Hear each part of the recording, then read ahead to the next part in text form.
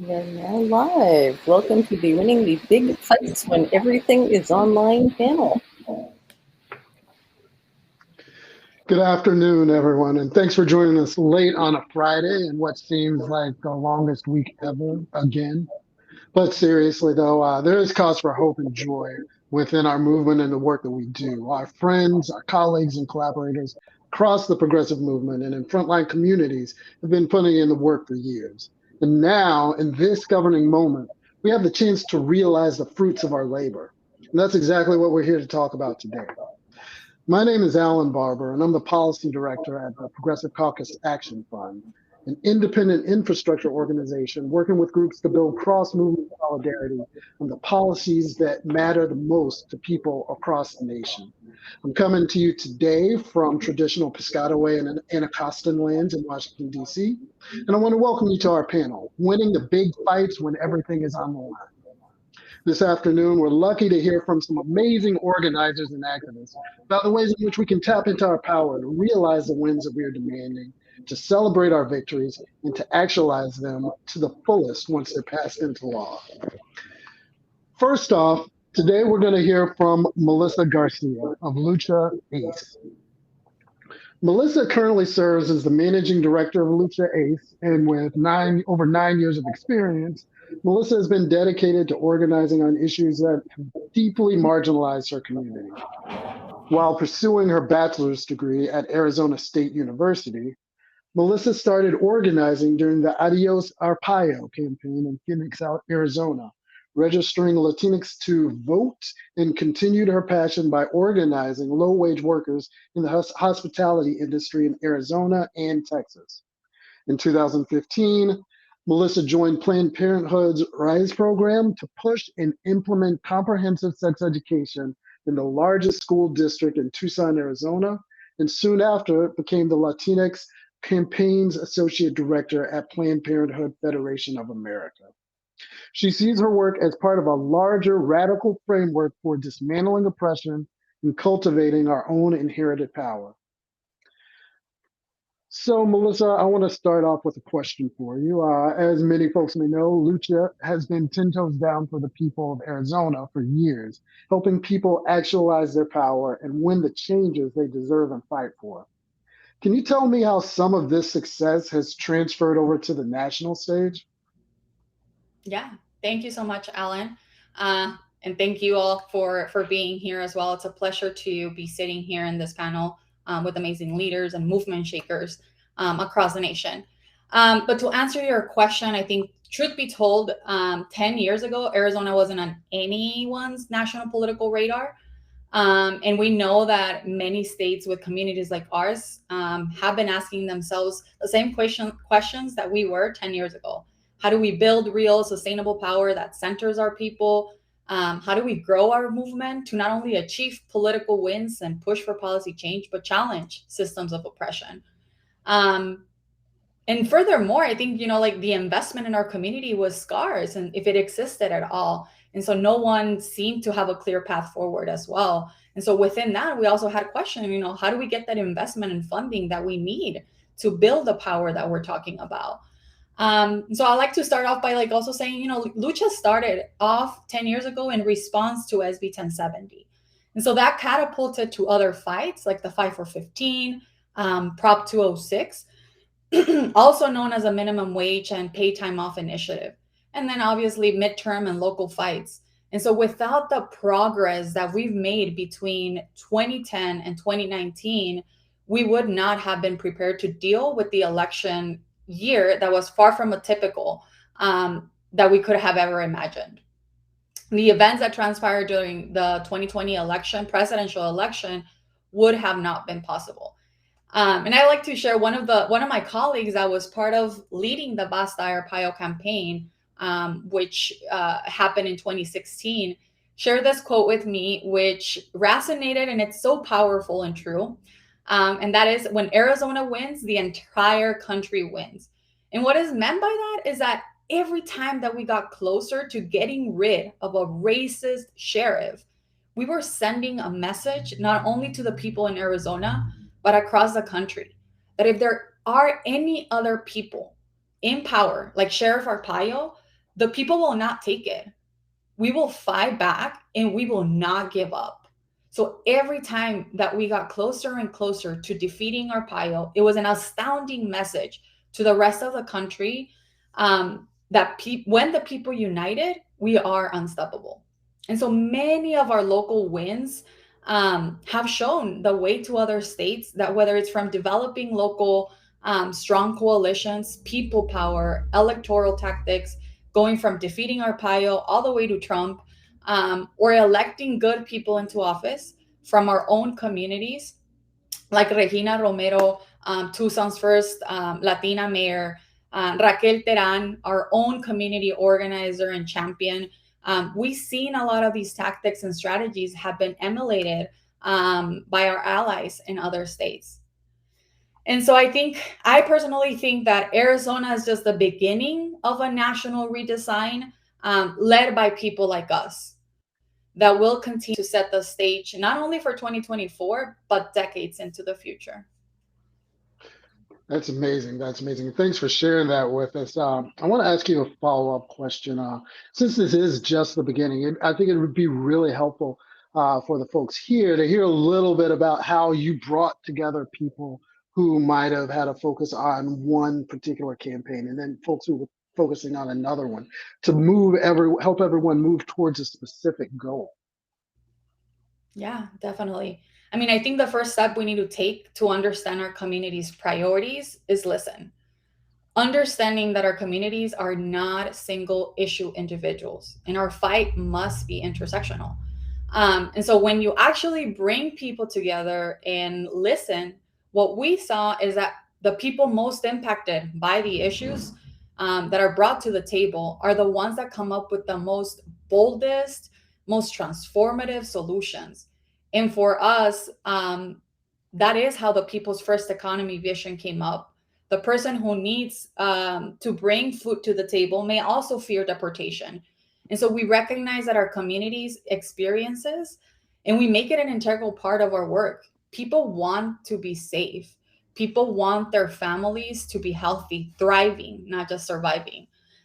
So for us, what that has looked like is that we started hosting annual empowerment events, bringing our membership together for our Congreso, what it's People's Congress, and Asamblea, where we guided the conversation, but folks talked and voted about our policy platforms. We do this because we know our community is impacted by various issues, and we're helping frame those conversations as productively as possible, envisioning and reimagining what having people-centered policy not only can look like, but feel like. So together we're creating and driving these tangible results with our people. And as the saying goes, nothing about us without us. Love that. Thanks. And I know you have some things that you have to attend to today. I just want to ask one more follow-up. You mentioned that it's important that the people that you work with are healthy and thriving. And as the description of this panel stated, we've just dealt with a trifecta of crises that were hitting us all at once. And I'd really love to hear any insights you might have about how you were able to navigate dealing with the COVID crisis and dealing with America as we tried to grapple with systemic racism that we faced for years. How you were able to bring people out and get people motivated in the midst of all of those different crises. Well, I mean, I think that the reality is that we've been doing this for years, right? It's been years over years that we've been meeting our community where they're at. We've been building this movement here in the state of Arizona. And so I think we recognize that, and the relationships, most importantly, that we've been able to build with our communities are showing up now in our strengthening how we show up during these times, specifically when our communities are being so hit by COVID, by the aftermath of all of this trifecta that you're talking about. And so we've been able to meet our people, not only virtually, but also this past election.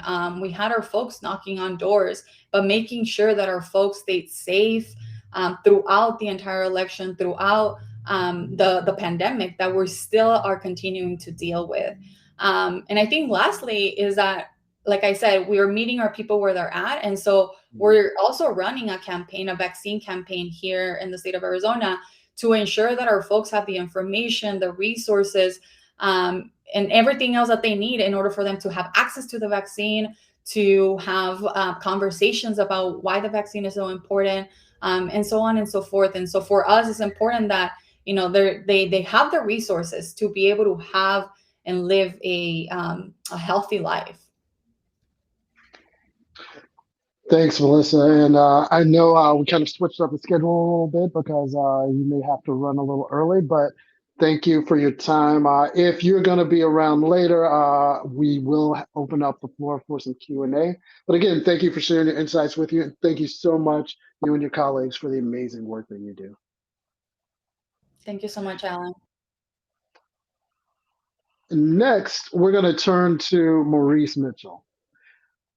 Maurice is a nationally recognized social movement strategist. He's a visionary leader of the movement for Black Lives, and he's national director of the Working Families Party. Born and raised in New York to Caribbean working class parents, he began organizing as a teenager, and he never stopped. Maurice organized with the Long Island Student Coalition for Peace and Justice, Long Island Progressive Coalition, Citizen Action of New York, and directed the New York State Civic Engagement Table before co-founding Blackbird and helping to build the movement for Black Lives in the wake of the police murder of Mike Brown. Maurice took the helm of the Working Families Party as its national director in 2018. Maurice, I'm gonna pick up on that thread of the trifecta, the triple crisis that we're facing, and ask you a quick question about the American Rescue Plan and Build Back Better. And as we know, people around the country have come together across issue areas to lift up some key priorities from the American Rescue Plan and the Build Back Better Act. And the Biden-Harris administration and most Democrats heard them. The $1.9 trillion American Rescue Plan was a much needed shot to the American economy and a huge support for millions of people. The Build Back Better Act and the bipartisan infrastructure plan represent fundamental restructuring of government and could have a transformative impact, not just here, but by fighting the climate crisis worldwide. What does a response of this scale say about inclusive governance and what it could look like in the coming years and the importance of building cross-movement solidarity? Sorry, that's a lot. But. Well, you know, we're experiencing weighty times, so you know the question is as weighty as the politics we're facing. So I think it's appropriate. And thanks, Alan, for holding us, and thank you, friends, for sharing this space. And anybody that's logging in and listening, great to be in community virtually.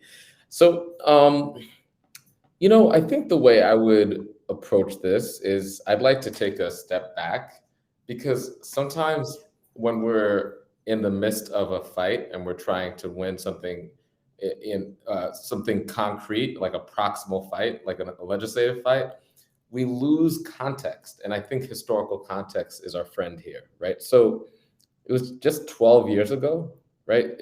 We could remember. And it's a trip because there were 60 Democrats in the Senate. Like Democrats had a 60 seat majority and also had the House and the presidency. The American Recovery and Reinvestment Act, right?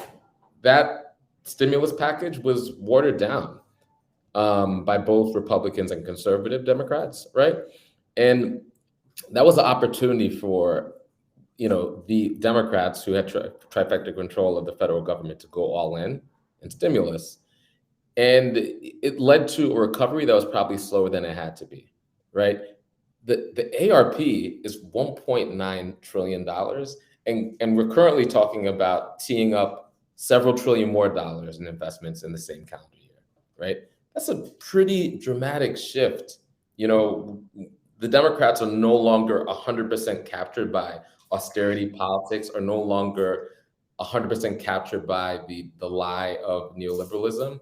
And so there's like openings, and it's not by chance. Like those openings, that was pried open by our organizing, right? Where we challenged a lot of the economic orthodoxy that led to the Obama era austerity politics and the Tim Geithners and the Larry Summers of the world, capturing and limiting the imagination of the Democratic Party, right? Those shifts came through hard-earned organizing on the ground. And so when I look at the ARP, I think about this tremendous united front that came together, right?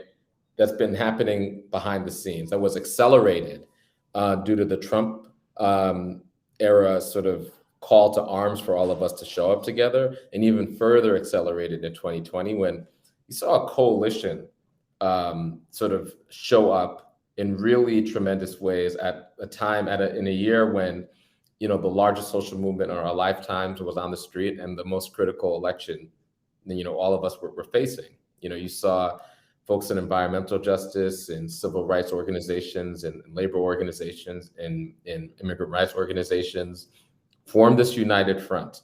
And that united front, many of those organizations, many of those relationships, many of those contacts on the local level, on the statewide level, on the national level, in federal advocacy, working on the inside and outside, came together to apply a lot of pressure on folks in Congress during the ARP debate.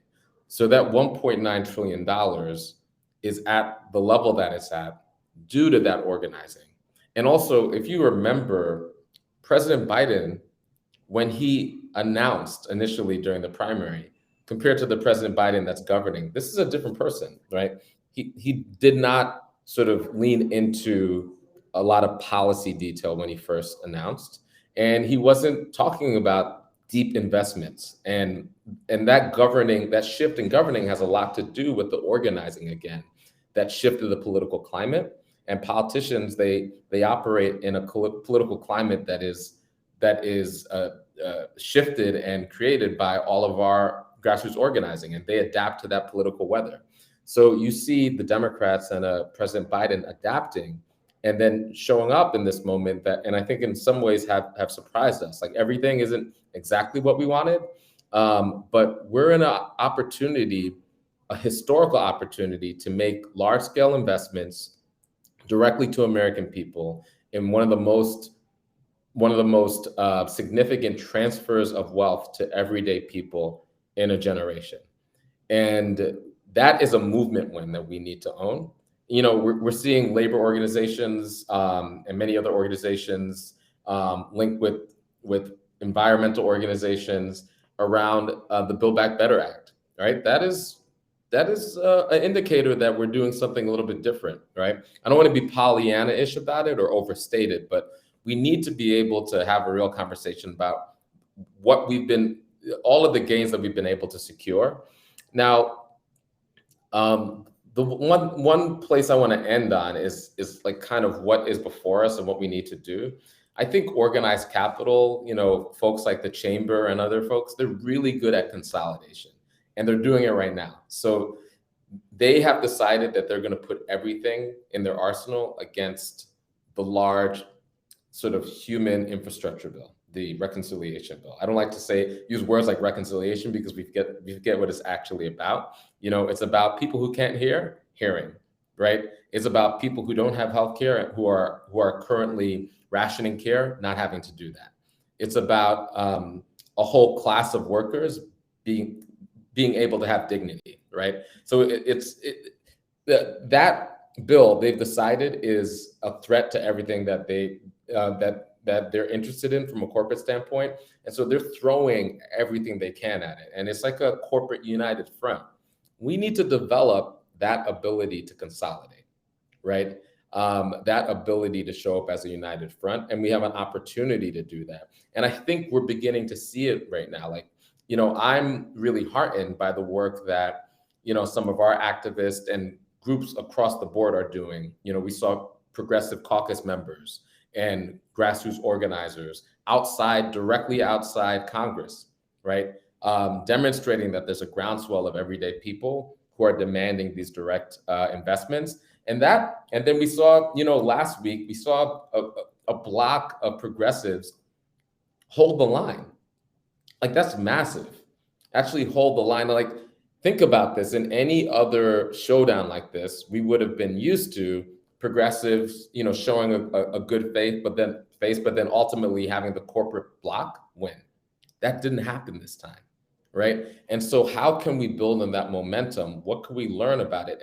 And how can we sort of accept the fact that we've earned this? There's a long way to go, but we've earned these gains, and we've made real gains through our organizing. That Obama era policies and Biden era policies are a dramatic, if you look at the difference, it's a dramatic sort of step towards the direction that we want to go. And we have a lot more to go, but that step wasn't because people in and around the sort of the inner circle of Joe Biden decided to be progressive one day. It's because our organizing has changed the political climate. Thanks for that. That's really amazing to hear. I'd like to dig into that a little more, and if you could talk a little more about how that organizing really holds elected officials accountable, how it really builds public trust in government that works for people.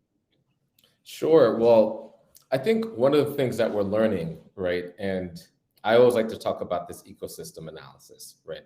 I love panels where we're joined by friends, colleagues, and comrades who play different roles in our ecosystem, because that's how it happens, right? Having organizations and groups and pieces of the ecosystem, like Lucha on the ground in a particular state, doing the deep organizing, having networks like Six that are building a unique organizing strategy around elected officials, on the state level. That's key. It's like when we're able to sort of bring together the sum of our parts like a fist, we create that tension and that support so that elected officials could do what they need to do. We talk a lot about accountability. Accountability is one sort of side of a coin, right? And we need to figure out what are the tools and measures that allow, and the permission structures that allow our progressive elected officials to be accountable, the people who don't identify as progressives to be accountable.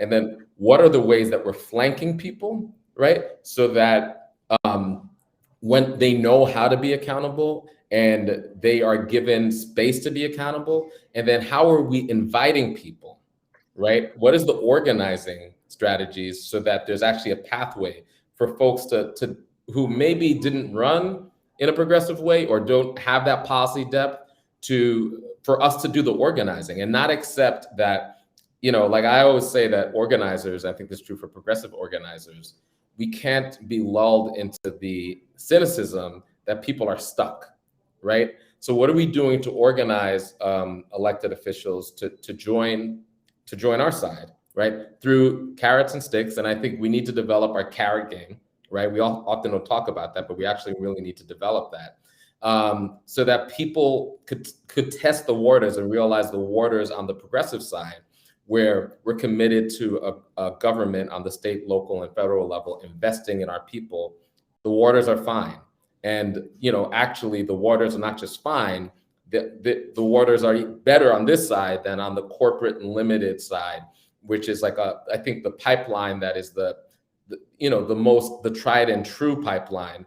But this space actually allows people to be freer, to stand in their power, to show up in ways that they could fully be in their dignity and tell the truth to their people. So we need to make that invitation. And of course, one of our main tools is the primary, and we need to have a serious threat of when you are no longer on the freedom side, when you use the Democratic Party's sort of messaging around supporting working families, but then you turn around and support the pharmaceutical companies, like we saw some safe Democrats do recently, that there is a cost, that there's a real cost. And we have mechanisms. That's the purpose of the primary. We have mechanisms to discipline folks when they do that, but also we have mechanisms to call them in. So I think that's we need to have this serious conversation about what are the carrots, what are the sticks, How do we hold people accountable? How do we flank people? And how do we invite people in? Excellent. Thanks so much for that, Maurice. I really appreciate that. I will definitely have to remember to work on the carrot game. That is essential. Next, we are going to turn to Jesse Ulibarri. The Honorable Jesse Ulibarri is Six's co-executive director. As a queer person of color, as a parent, and as someone who grew up in a trailer park, Jesse viscerally understands the demands the progressive movement makes of our elected officials for radical transformative change. As a former Colorado state senator, he knows how challenging it is to deliver on those needs, with little institutional support from public leaders in a system that's designed for slow, incremental change. With this dual view, Jesse has dedicated his career to building progressive power from the states outward.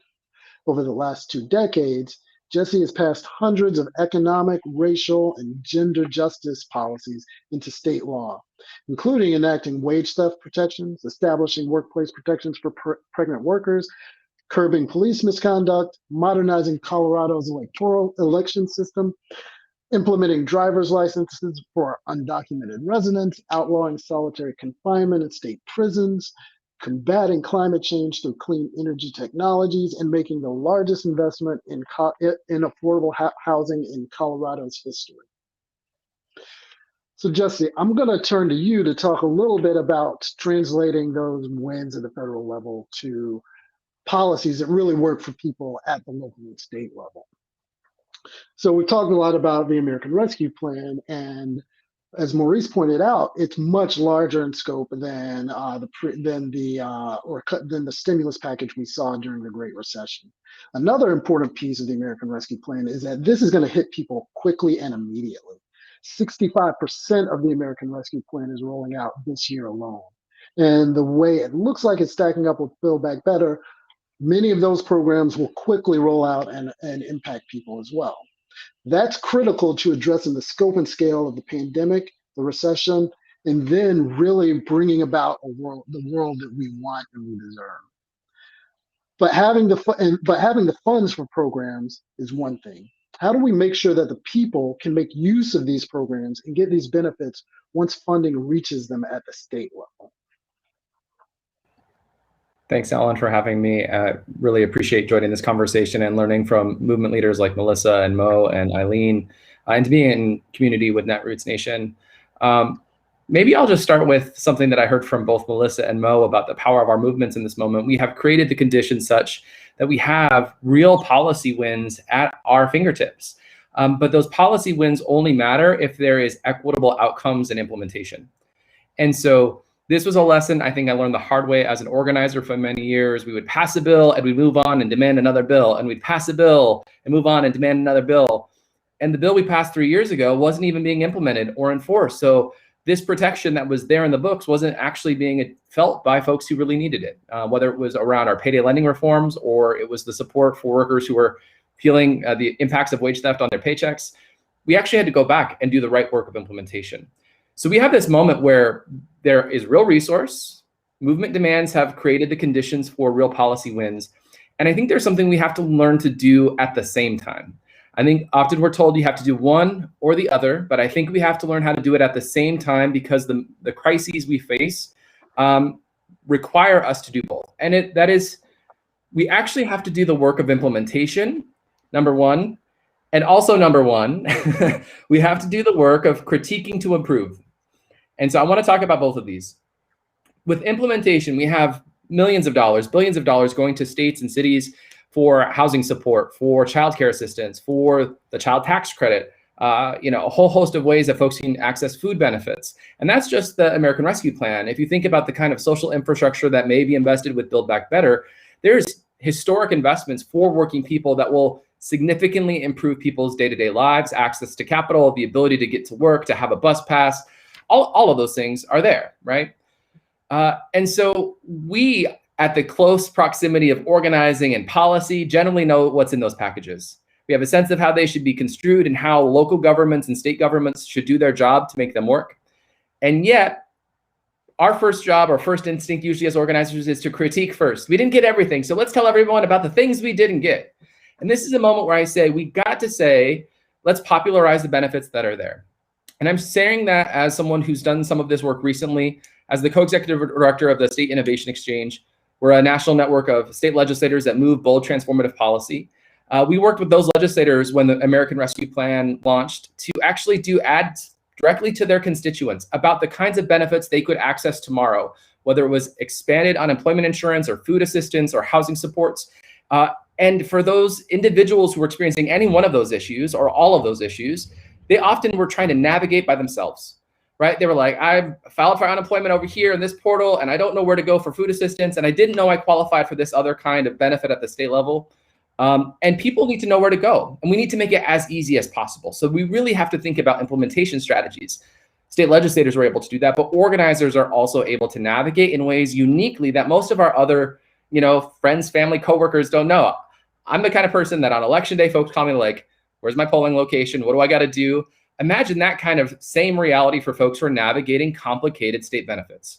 So implementation really has to be a focus, and we have to popularize these benefits because they're wildly popular when folks know they exist.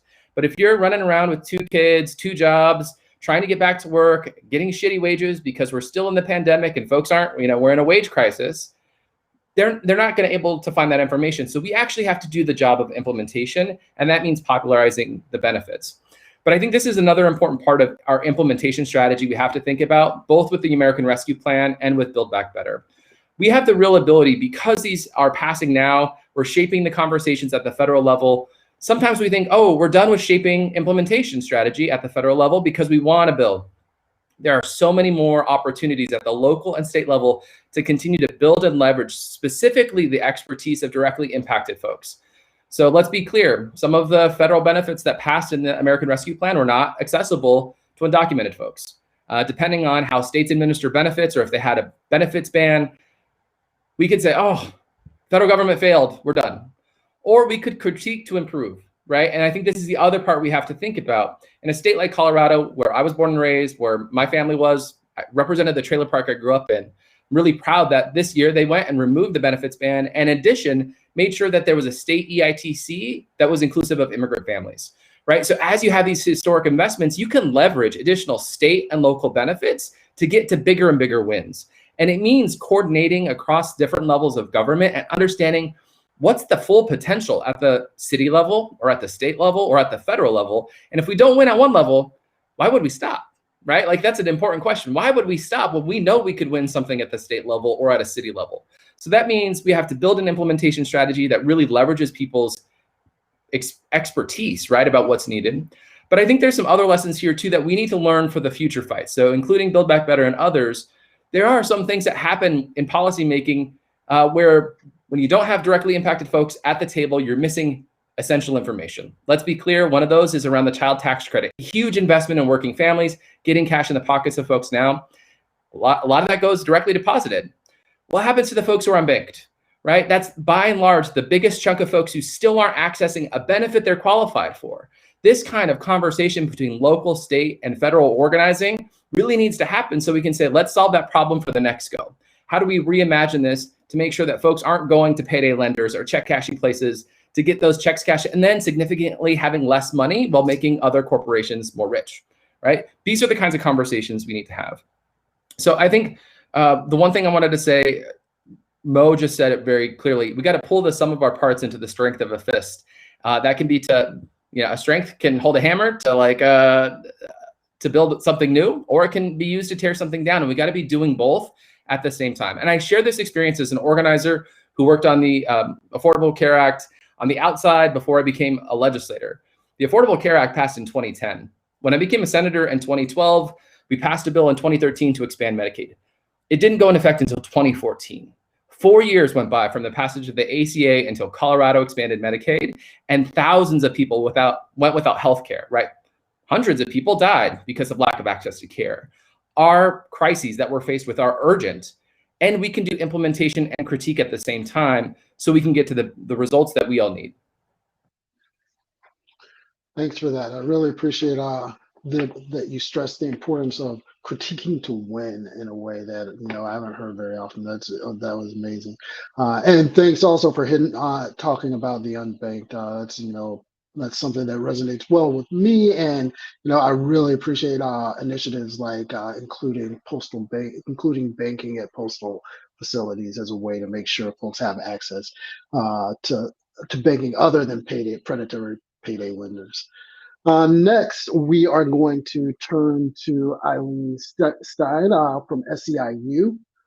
Eileen is the excuse me, it is really late on a Friday, clearly. The Deputy Legislative Director of the Service Employees International Union, a union of 2 million workers, including workers on the front lines of the COVID crisis, like 1 million workers in the healthcare industry. Previously, she served as the Federal Policy Director for the Medicare Rights Center, a consumer service organization that ensures access to affordable healthcare for older adults and people with disabilities. She is the former co-chair of the Health Committee of the Leadership Council of Aging Organizations, a member of the National Academy of Social Insurance, and serves on the National Committee for Quality Assurance's Consumer Advisory Council and Standards Committee. Eileen received her BA from Tufts University and her JD from Brooklyn Law School. Eileen, as we know, women were often impacted, more impacted by the COVID-19 crisis as frontline workers than men were. Can you talk a little bit about the ways in which Build Back Better will benefit women in the economy? Sure. So what I think people miss a lot is that care is infrastructure, just like roads, bridges, and broadband. Family caregivers, primarily women, have been pushed out of the workforce in unprecedented numbers because unlike most industrialized countries, frankly, the US doesn't have the policy and programs in place that support things like childcare, long-term services and supports, and paid leave.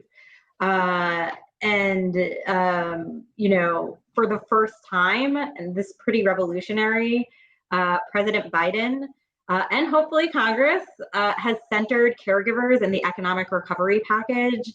And that is both paid caregivers, like the workers that SEIU represents, and unpaid family caregivers.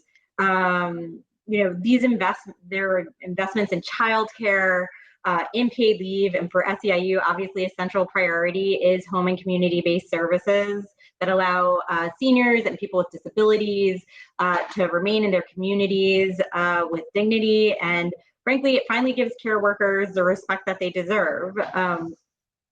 The women and women of color in the care economy who account for the majority of the workforce that provides this type of care were forced and continue to force, especially during the pandemic, their own health and safety to provide essential services while being paid poverty wages. And the health and wellness of the children, the aging adults, the people with disabilities are being compromised because they don't have access to care for themselves, right? They don't have access to childcare, they don't have access to paid leave, they don't have access to benefits.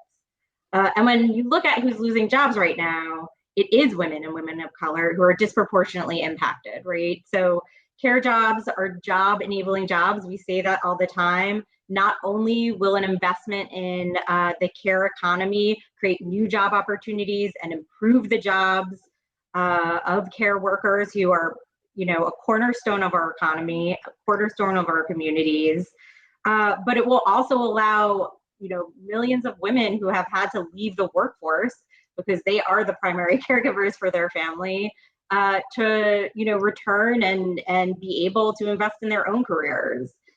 Today's job report, this conversation is coming on the heels of some pretty troubling news, and it is a trend that we've seen since the beginning of the pandemic. In September, the economy added 194,000 jobs. That's far below than what was expected. And while men gained 220,000 jobs last month, women lost 26,000.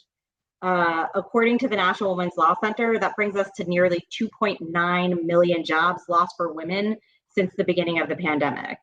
And it shouldn't be controversial to invest in women-dominated industries and women of color-dominated industries like home care, like childcare.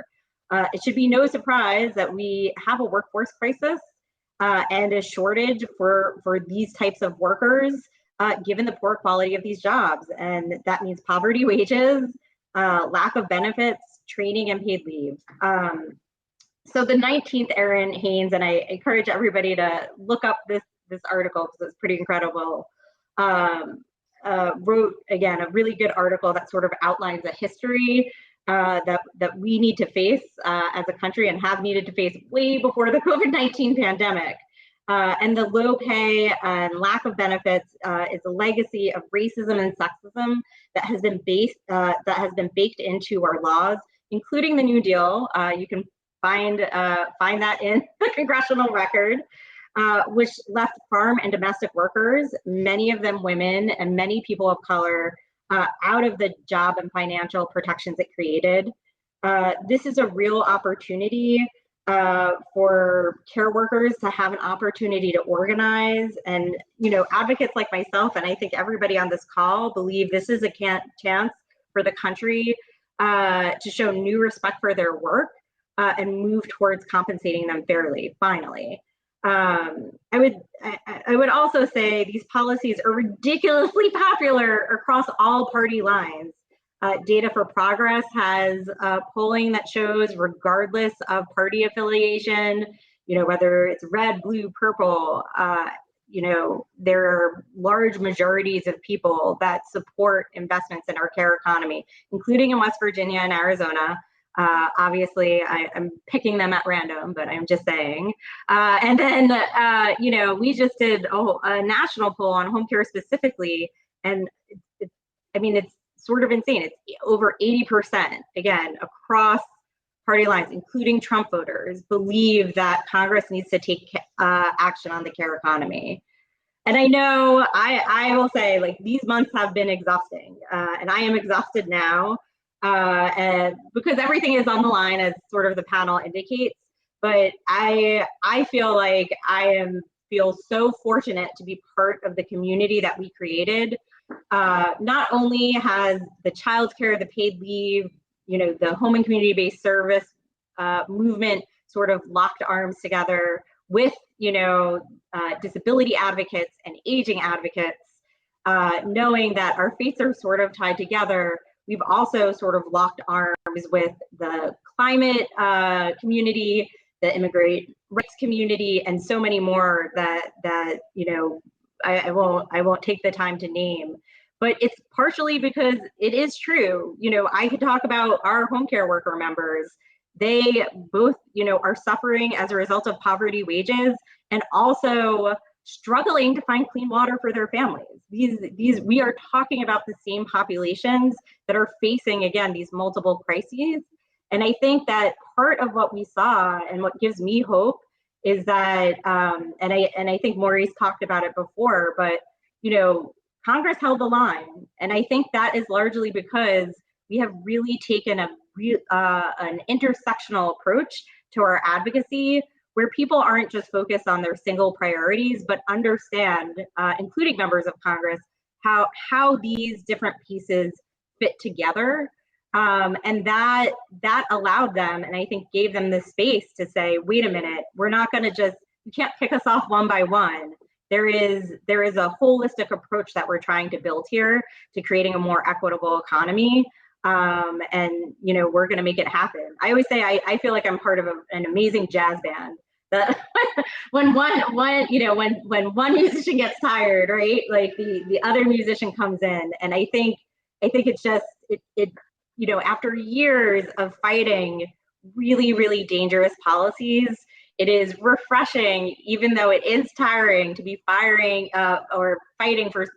for positive change. We are really on the precipice of something that is transformative, and we just need to keep going. But I think we will get there. Progress is on the horizon. Congress has to deliver. Workers mobilized in record numbers because they were demanding transformative change in 2020. And now we're going to keep fighting until we win major investments in care, until we win a path to citizenship, until we win a sustainable environment and climate justice. And again, it is as heartbreaking as it can be day to day. And the ins and outs of the drama in Washington, D.C., and everybody's so focused on the numbers. I think we have a really important story to tell about what those numbers mean to actual people, what the investments actually do. So a very challenging time, but very exciting time too.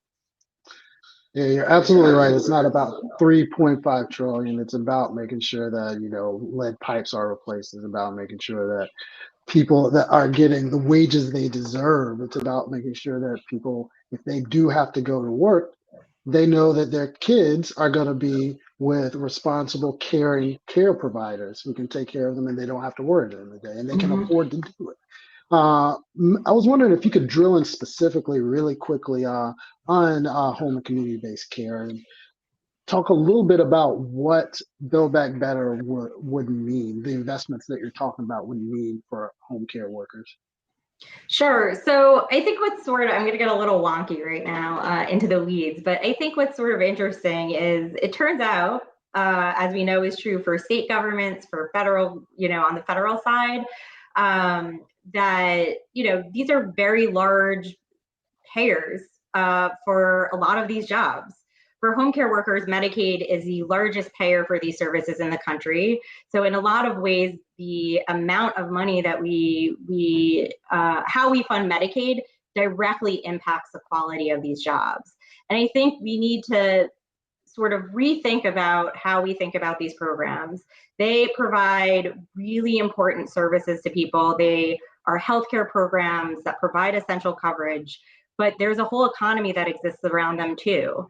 And the federal government and state governments shouldn't be in the business of, funding poverty wage jobs. Like that's just the reality. And we really hope that, we've seen in states where we've been able to organize workers, right? Home care workers work in people's homes. They're disaggregated. They, don't have a community, a central workplace. But by providing them with a community, by providing them with the infrastructure to be able to advocate on behalf of themselves, advocate on behalf of their consumers, it's been really game changing. And I think I heard yesterday, at some point, like wages in some states were at 5, we're, at 15 or above in other states right now. And just speaking to sort of the issues beyond just advocating for workplace improvements and job improvements, it also provides the ability for them to advocate on all of these important issues, right, within the government. I always say, like, Chamber of Commerce, small businesses have the Chamber of Commerce, like why can't home care workers like have their own sort of organization to be able to have a seat at the table in these very high stakes conversations at the federal and state level. And it's pretty amazing when they do. They know more about what's happening on the front lines of healthcare than pretty much anybody, because they are living it every day. Thanks, Eileen. Next, I'm going to open it up to the speakers that are here.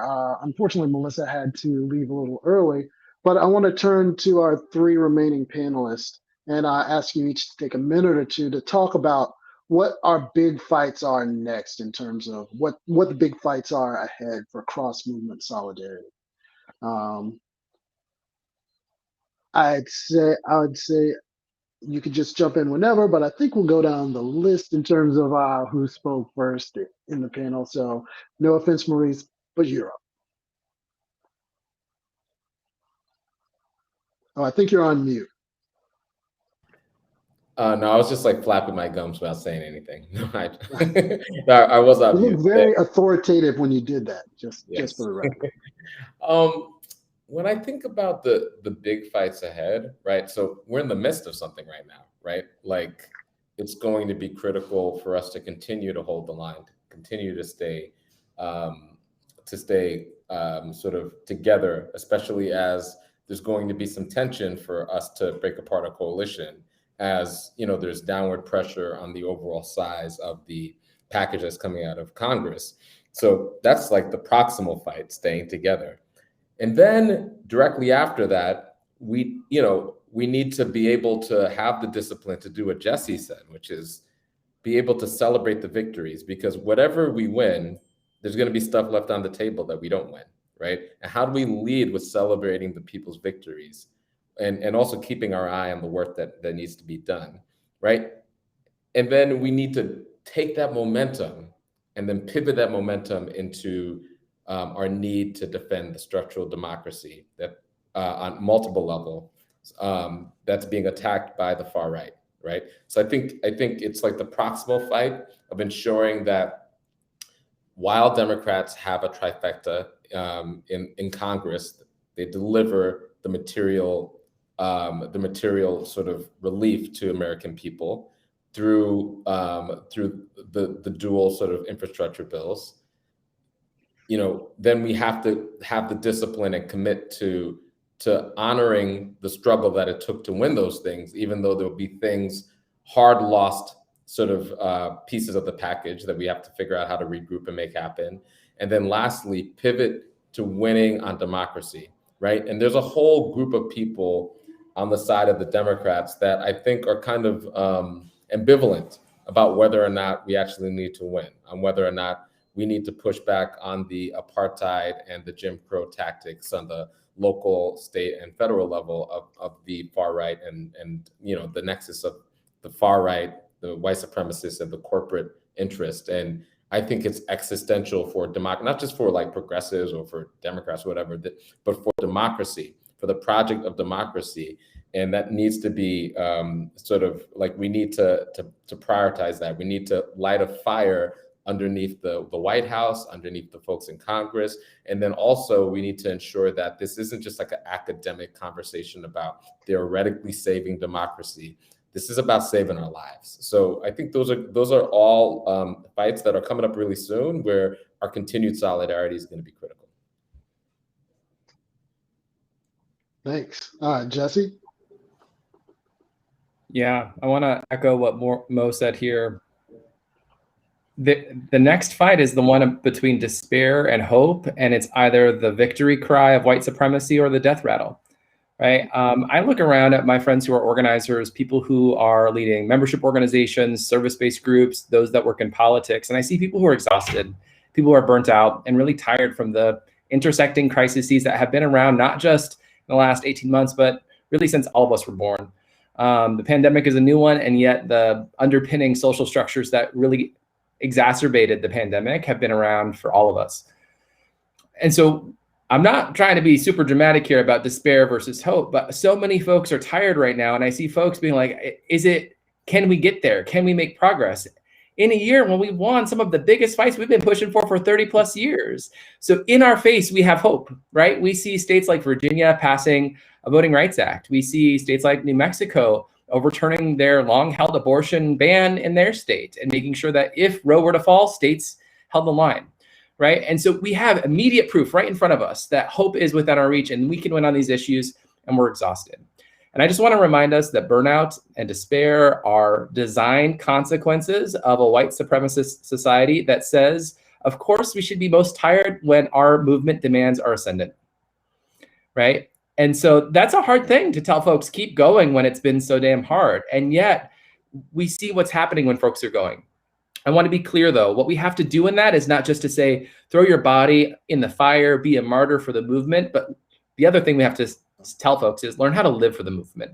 How do you do this in ways in joyful celebration? So when I say we got to celebrate our wins, we got to popularize the benefits and make sure people's lives are improved, I'm not saying that as like a Pollyanna thing. I'm actually saying it is the strategy for us to win in despair versus hope. We actually have to build that up in our people. Otherwise, they'll give up because this work is hard. Changing the world is not an easy job. And most folks don't wake up to go change the world, right? They go to get a paycheck and to protect their kids and whatever else. So we got to win that fight. I think the other piece here, as I'm talking about despair versus hope and the death rattle of white supremacy, we really have to continue just to build with each other in ways that are transformative. And what I mean by that is looking at the abolitionists that are leading work on transformative justice. What does it look like to understand that part of our work is around healing? There will be continued harms because systems cause harm. what does it look like for us to dismantle those systems or build a new system that will completely and fundamentally change how we understand public structures and public governance? But we have the ability today to build systems that actually can improve people's lives in ways that folks have never imagined before. Let's lean into that. Let's do it. Thanks, Jesse. And we've got about 5 minutes left, but we'd be remiss if we didn't hear from Eileen. Wait, I can't sort of say it better than Maurice and Jesse just said it. It's hard to follow Jesse because everything he said was right on point. I do think, right, we are laser focused on democracy reform. That means voting rights, but I think people need to think of it as something even bigger than voting rights. Sort of what I was speaking to when we were talking about getting people a seat at the table, being in the room when policy decisions are being made. That includes, for example, focusing on implementation and making sure that we don't walk away when we have these legislative wins and again, I'm a ledge person, so I'm a government affairs person. So but like, you know, the implementation matters. Like if you are not working to implement this law, you know, these laws in a way that speaks to the problems we are trying to fix, that's a huge issue, right? We saw it a little bit in the ACA implementation, right? So I think it's all about democracy reform and the most expansive view of democracy reform possible. And I also think, and I think my state counterpart would, her heart would flutter to hear me say this, but it is, you do have to think about it. It's not just like horizontal implementation, it's like vertical implementation too.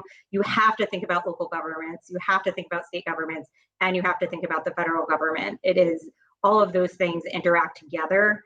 And that sort of, again, not just, we have to take a holistic approach, sort of, you know, in that way too.